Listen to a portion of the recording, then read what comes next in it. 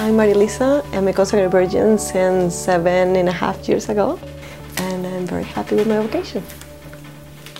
I totally wanted to give everything to God. I discerned the vocation, the religious life. It was not something I was called to, and after many years of discernment, I met the consecrated virgins, and I totally fell in love of the way of giving the freedom to God, for Him to do everything that He wants.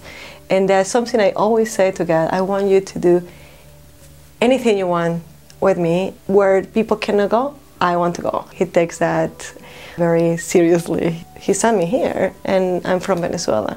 I saw the need, especially in the immigrant community, the need of people that could teach the faith to them and that could accompany them in their way to heaven.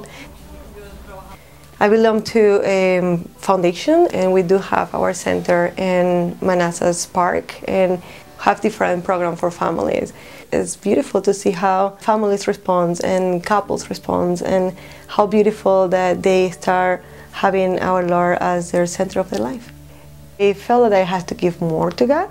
So a year ago, I left my job and I dedicate half of my day for prayer. Start around 5:30 or 6 and then end around 11. Part of my day also is to try to do things to support myself.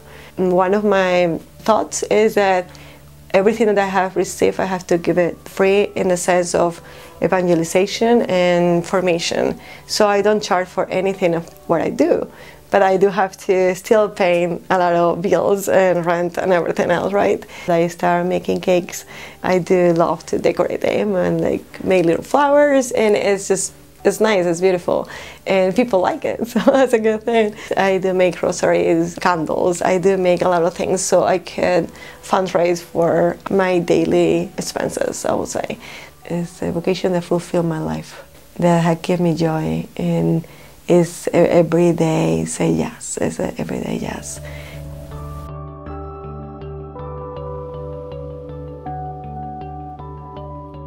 I'm Carmen Briseño, and I'm a consecrated virgin, and this is my 7th year of consecration. I was really discerning different forms of consecrated life, and I actually went to visit several of them, and I just really felt God calling me to this unique vocation within the church, which wasn't necessarily dedicating yourself to a specific charism, but God was calling me with all my talents, with all my gifts, to offer it up fully for the church. When you go to a consecration of a virgin, the liturgy is a normal liturgy like a mass, but right before the consecration comes this whole part of the rite of the consecrated virgin. Unlike other forms of consecrated life, you know that you profess your vows and it's received by the superior, by the bishop. We're kind of passive in that sense. We receive the consecration instead of like offering up our vows to be received. Within the past year, the Diocese of Arlington has actually opened up the formation process for consecrated virginity. The first thing you should do is really contact the Office of Vocations and just kind of have that first preliminary interview.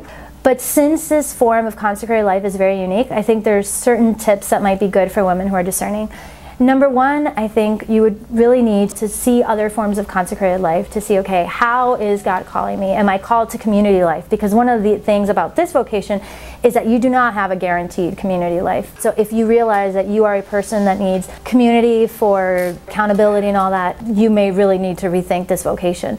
As a consecrated virgin, I can honestly say that I am very fulfilled within my own vocation, and it's just how beautiful to see how God can fulfill the desires of our hearts, right? Because a lot of times when people see my form of vocation, they may say, well, aren't you going to take the next step to be a religious sister? And I'm like, this is the fullness of the step of what God is asking me. Or what happens if later you want to get married? It's like, I'm already married, you know, like I fully belong to God. So God knows how to satisfy the desires of my heart. And if there ever is a sense of loneliness, well then I just have to run to God, right? That sense of God is real. And I married a real live God that really knows how to console my heart more than any human man possibly could. And so I'm just always happy to see what God has next. It's always exciting to be open to that and to live this living, real relationship with Christ, with its highs and its lows, but permanent fidelity and promise that, you know, one day, what I'm living now, I'm actually going to live to the fullest face to face. I mean,